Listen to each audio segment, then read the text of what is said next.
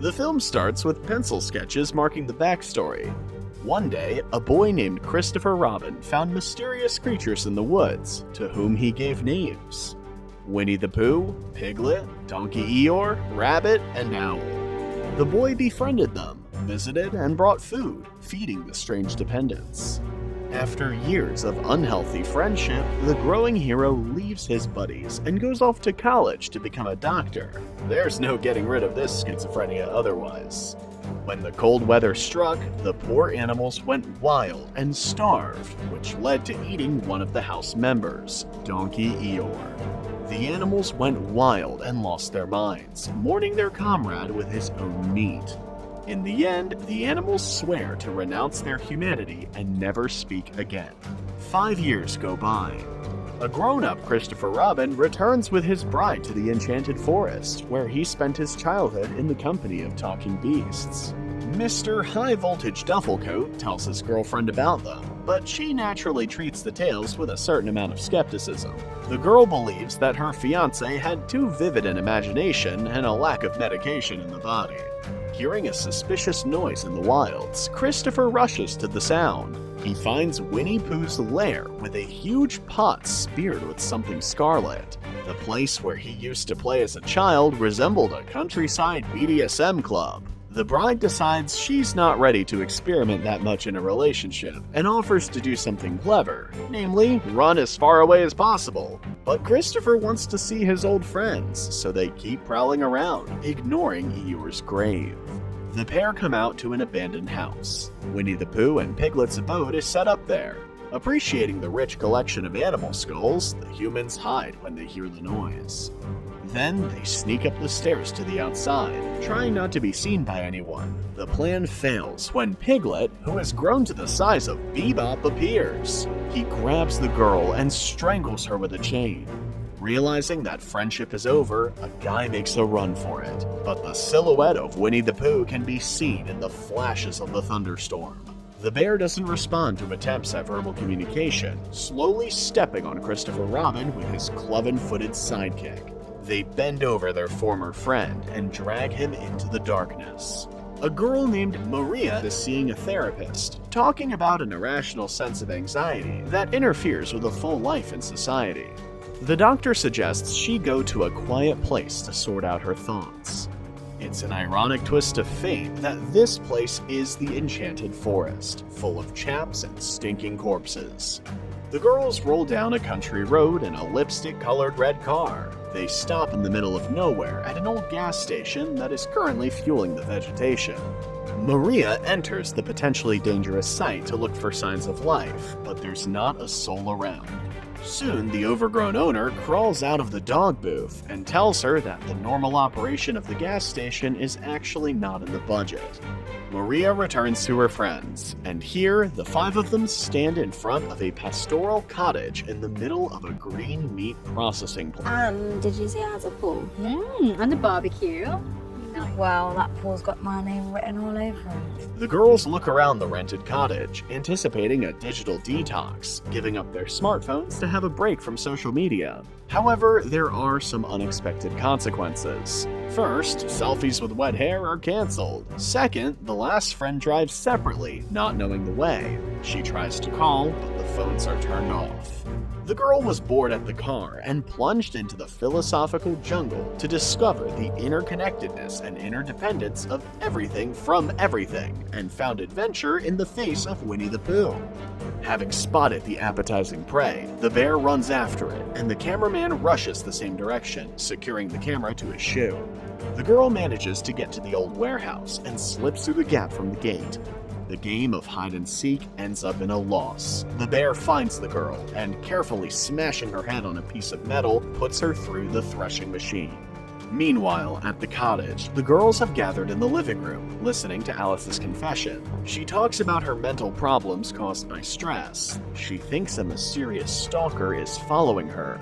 In the forest lair, while Piglet is spinning the pedals of a dynamo, a bloodied Winnie-the-Pooh approaches the captive Christopher hanging on a hook. The former friend apologizes and begs the bear to stop his bloodthirsty hunt, but the animal remains deaf to the exhortation.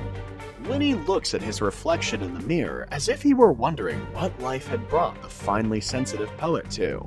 The forbidden flashbacks to the little boy who called him his best friend flit before his mind's eye.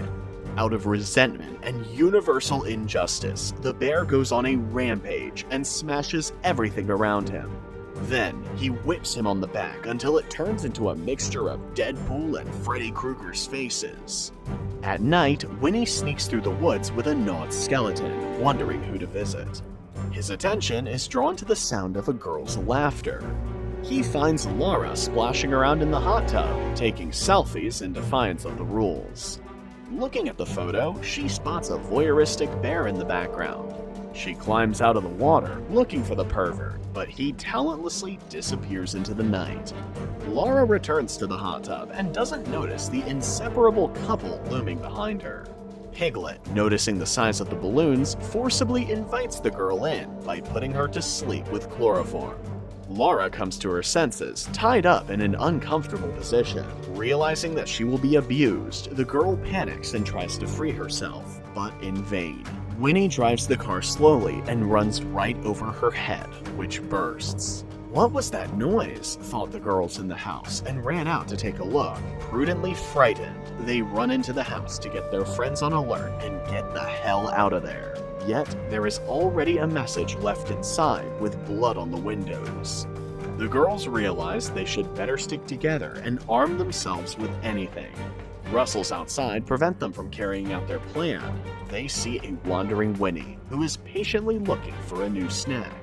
Suddenly, the lights in the building go out. Piglet mistakes the outlets for tied-up relatives and decides to save them. In the darkness, the girls sneak into the kitchen to find knives, but accidentally split into pairs. Going through the underwear drawers, one of them finds a revolver. In the pool room, the two girls bump into Piglet. The boar greets Alice with a hammer blow, tossing her aside, while Zoe retreats in fright and falls into the water. With the loyal chain from his neck, Piglet begins fishing for a bait fish. The bait fish dodges as best it can, which pisses the pig off. He descends into the water, chasing the annoying victim with a hammer held over his head. When Piglet catches up with her at the very end of the pool, he smashes Zoe's skull into bloody snot like a professional baseball player. Alice, who wakes up, sees the execution, and after that, Piglet slowly approaches her. Meanwhile, the remaining girls, Jess and Maria, decide the maniac is gone. They go downstairs and find a corpse floating in a bloody pool. Through the windows, they see the monsters carrying away the unconscious Alice. The girls fearlessly sneak after them, cautiously, determined to save their friend at all costs. The animals lead the pursuers to a secret camp in the woods, where they tie the captured Alice to a table. Winnie is nibbling on fresh honey from the pot when some noise catches his attention. A frightened Alice watches as he approaches her, leaning overhead. Honey drips from his smiling face. Bringing his paw close, the bear whips the girl in the face. In the next scene, Jess and Maria find Alice. After untethering her, they decide to get out before the animals return. At the very exit, some noise catches their attention. Deciding that there may be more prisoners nearby, the girls search the area. In the next room, they find hanging Christopher Robin. When he wakes up, he warns the girls to run away. Against sound advice, they take the prisoner off the hook. Outside, another woman is tied to two pillars. Her face is covered in blood from numerous wounds. She tells them that the pig and the bear can talk, but they prefer to do their work in silence. Kidnap, torture, and kill. Taking her revolver, the disfigured victim wanders into the lair and calls for Piglet to take revenge. Piglet does not keep her waiting and comes out for a fair fight with a chain at tilt. They dance around the fire, while the woman points her gun at the beast. But she doesn't have time to shoot, as Winnie, like a skilled spy, sneaks up behind her and gently drops her on the floor. Then, caressing her with his paw, pours the blood from a jar. Piglet, smelling the scent of food, rushes upon his victim and chews her up. After watching the fight, the rest of the girls run away. Pooh chases them through a tunnel of tree roots. The chase continues in pitch-black darkness, cut through by the women's cries.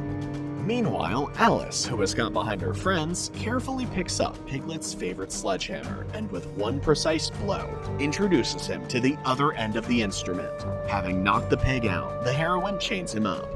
But then, Pooh appears and nails the heroine to a pole with a knife. The survivors, Maria and Jess, get to the road, where they stop a passing car full of rednecks. The rednecks decide that messing with the maniacal-looking bear is fraught with adrenaline and gratitude from the frightened city beauties. The troublemaker is the first to strike the villain in the face with a tire iron. When it is his turn to slap, the poor rednecks fill their pants with blood instead of adrenaline. Winnie carefully and quickly sends them to the afterlife, not hesitating to crush their skulls with his powerful hind paws. The girls, unable to stand the showdown, get behind the wheel and step on the gas. The old pickup knocks the bear off the road, but he's tough as a Terminator and sneaks into the back, making the runaway shriek in horror. When it climbs onto the roof, Maria slams on the brakes. The bear is pulled forward, right under the wheels. She comes to her senses after hitting the steering wheel because of the hard braking, and she sees the villain dragging Jess by the hair. Winnie comes closer and closer in the headlights to toss his head on the hood. Maria turns on her windshield wipers in fright, but Winnie drags her out of the car. He is raising his paw to deliver the fatal blow when another car appears on the side. Christopher Robin, who was rescued earlier, is behind the wheel, jamming his old friend between the two cars. The guy climbs out, looking at the blazing fire and the motionless bear. They're almost gone when Winnie comes to his senses. The maniac slides the cars apart to continue his pursuit. Even the explosion behind doesn't stop him, as the bear grabs the girl with a knife in his paw. Christopher Robin tries to appeal to his good side again, and he lowers the knife for a moment.